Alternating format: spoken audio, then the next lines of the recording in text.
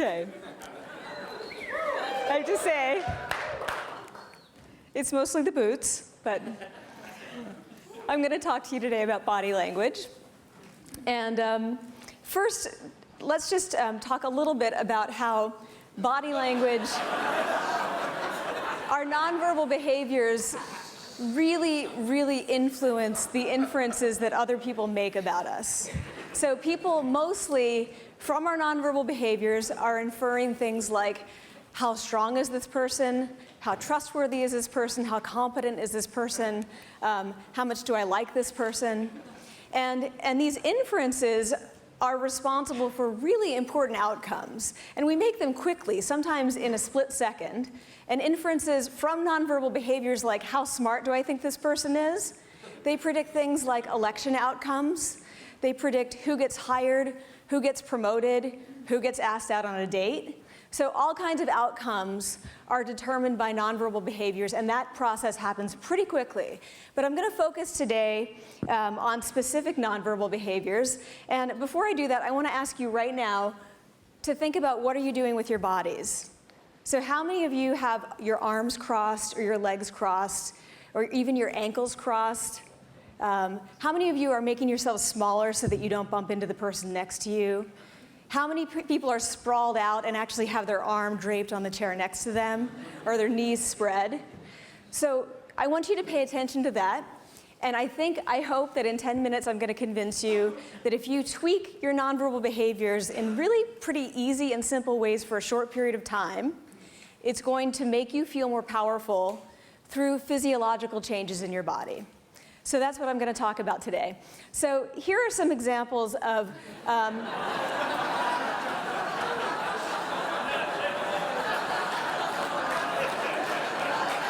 power poses. So what I want you to note about these is that they are all very open and expansive. So those are the two sort of criteria that determine whether it's a power pose, whether you're open and you're expanding your body. All of these, I think, are examples of power posing reflecting power that you already have or a victory that you feel. So people do this, I mean, this is very common after victories. They put their arms up, or when you're generally feeling powerful, you're more likely to do something like this. You feel open, you feel disinhibited. So it reflects power. It's also used to communicate power. So I'm sure that you have the LBJ treatment up at the top there. So again, it's making yourself bigger, getting in other people's space, reaching out. So it's used to reflect power and to communicate power. And this is true not just for humans, but also for non-human animals. This is just one example, but you have primates who will bulge their chests to make themselves bigger. The peacock fanning his tail feathers. You have even cats will idle sideways and raise their back to make themselves look bigger. So this is common across both human and non-human animals.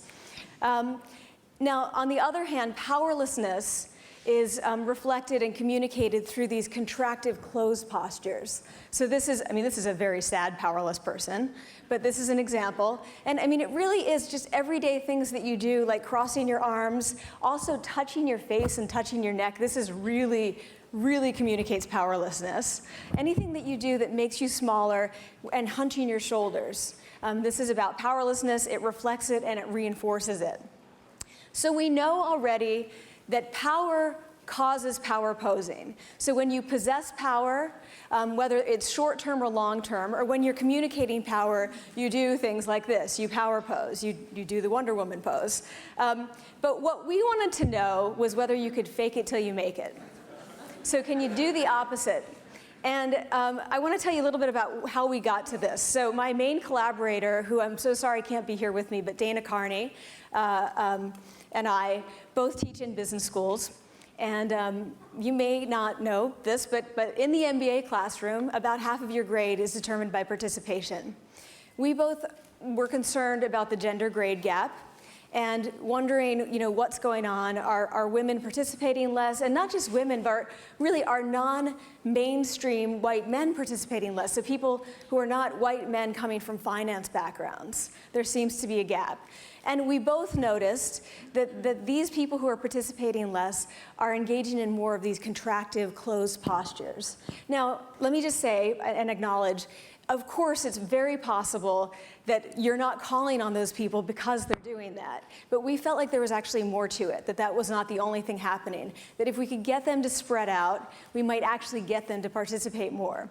And so you might wonder why why would we predict something like this? It's a little bit counterintuitive. And I'm going to give you two little pieces of research that led to this prediction. The first is that we know already that feeling happy makes you smile. And this is a natural Duchenne smile where the muscles around the eyes are contracting. But researchers have also shown that making someone smile like this makes them happy.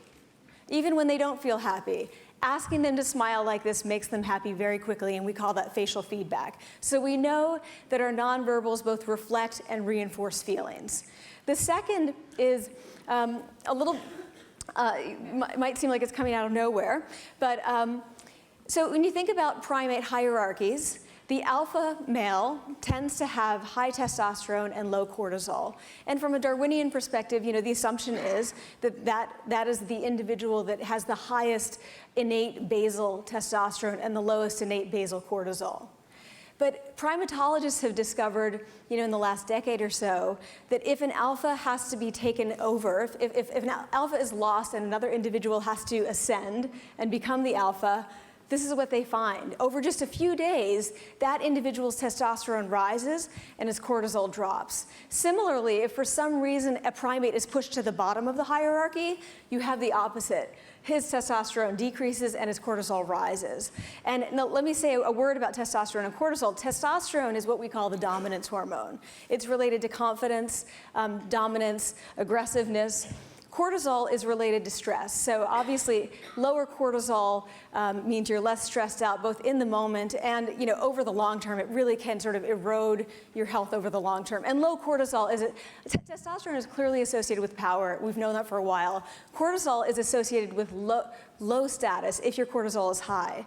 So therefore, it seems to be that this endocrine profile of high testosterone and low cortisol is the best neuroendocrine profile for effective leadership. And indeed, in the last year, researchers have shown that the best leaders have relatively high testosterone and relatively low cortisol, because what is that? That's a confident person who can go into a stressful situation that's competitive and still feel confident and not react to the stress. So you want a calm, confident leader. So we felt that it's possible that if you can change a role, like taking over the alpha position, or maybe taking the corner office, it's also possible that you could just change people's feelings of power through these minimal changes. So let me tell you what we did in this study. So first, people come into the lab.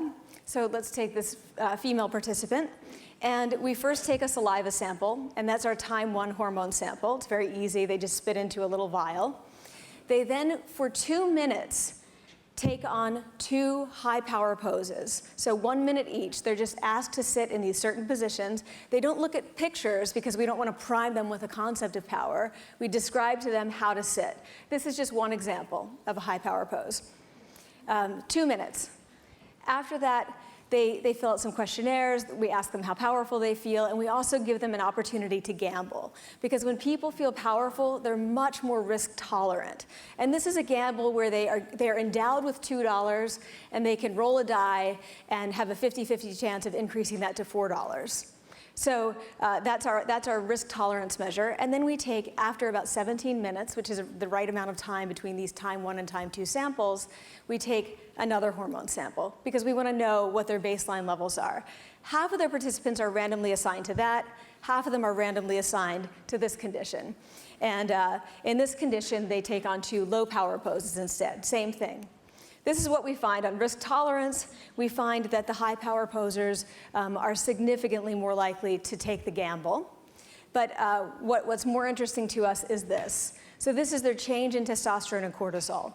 2 minutes in a high power pose, makes your testosterone rise significantly and your cortisol drop significantly. 2 minutes in a low power pose does the opposite. 2 minutes. And I just want to say, this is in a room alone. So they're not getting feedback. It's not like they're standing like this and people are like, wow, she's really powerful. You know, that's not what's happening. You know, they're not getting that feedback and going, oh, I must be powerful. Like, this is really reinforcing. They're sitting alone in a room. Okay, so you might ask, all right, okay, so you get these effects. So what does that mean, you know, for sitting in the classroom, going into a job interview, a venture capital pitch, going in to make a pitch to potential funders? What do? Do you go in and do you sit like this? Because, you know, I would say probably not.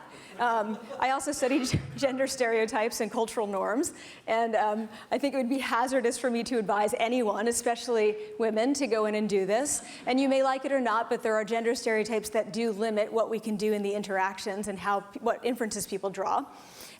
So I would say no. So what we wanted to show next was that just doing this before you go into a room does change your performance in a significant way. Not only does it change your hormones, but it actually makes you perform better. So in the second study, we again have the high and low power poses, 2 minutes each, and this is what happens this time. You go in, you do these power poses, and then we subject you to what's called the Trier social stress test. And this is something that's used in the lab to really increase people's cortisol. And I'll tell you what's stressful about it. You are told you have 5 minutes to write a speech. That's stressful. And the speech is about your dream job. And you are supposed to convince 2 evaluators why you are suited for this dream job, but you cannot lie or misrepresent yourself. These 2 evaluators are going to be evaluating you with clipboards in real time as you give this speech, and you're going to be filmed, and then other people will evaluate you later. Okay, so wait, so that's stressful because we know that people are terrified of public speaking. I'm actually terrified right now, but I'm not anymore, but I used to be. But so what happens though, that's not the most stressful thing. What's most stressful about it is that these 2 evaluators are trained to sit here like this. No nonverbal feedback, totally neutral expression, no nodding, no movement, no shows of approval or even disapproval. Only they're locked onto you, they're watching you, they're not spacing out, and they're giving you no nonverbals. This is very stressful. Okay, so we do again 2 low power poses or high power poses before this job interview where people are basically saying you stink, you know, with their nonverbals. And again, they're not in these poses while they're in the job interview. They do them before. What we find is this. We then take these videos, have 2 coders who are hypothesis and condition blind, code them on a variety of nonverbals, all kinds of performance measures, and we just find these whopping effects. When you do this 2 minutes before and you go in, these hypothesis blind coders are like, hire her. And when you do this, they say, no way, don't hire this person. And this is driven, by the way, by changes in the extent to which these people are engaging and enthusiastic and charismatic. So that's mediating this relationship. So if you pose like that and then you go in, you're much more excited about what you're doing. And that's what's coming across. The content doesn't matter. What you're saying doesn't matter. And this actually, listen, I'm not saying that it never does, but this lines up. This lines up. I'm actually saying nothing, right? It's just nonsense. But you're all like laughing. It's amazing. So, but this lines up with some data that's not yet published, a dissertation by a student at Boston College who looked at 180 venture capital pitches. They were 1 or 2 minutes long. She's a nonverbals expert. She coded them on a lot of different variables.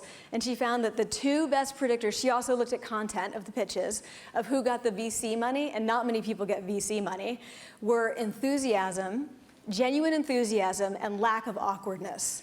So if you believe in your idea and you can communicate that, that's what matters. And that seems to be what was coming across in this case. So here are the takeaways. First, in practice, prepare in advance only if it's for a few minutes. Okay, so what do people do before they go into a job interview?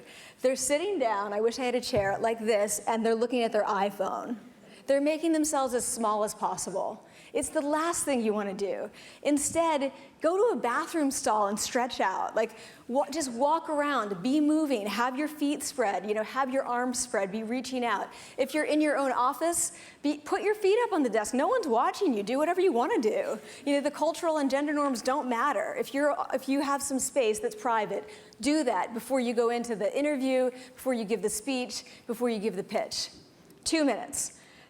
Second, during the interaction, you want to expand without dominating or without complimenting. So people tend to do one of two things. They either go in and they think they've got to own the whole room, but really what they're doing is like stealing the room. And people are like, I don't like this guy, So so you want to go into that situation. If somebody has say you go into a job interview and you already have lower power, you don't want to go in and try to be the most dominant person in the room.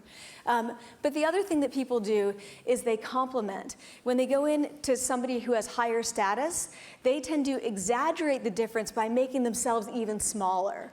So I want to say, don't do either of those things. Instead, go in and be as big as you can be comfortably. Square off your shoulders, stand with your feet apart. If you have to sit, try to rest your arms on the arms of the chair. That will prevent you from doing this. If you have a prop, sorry, I keep touching this. If you have a prop like a whiteboard or something, put your hand on it or the back of a chair, anything that forces you to stretch out. That's what you want to do when you're in the room without really coming across as super dominant.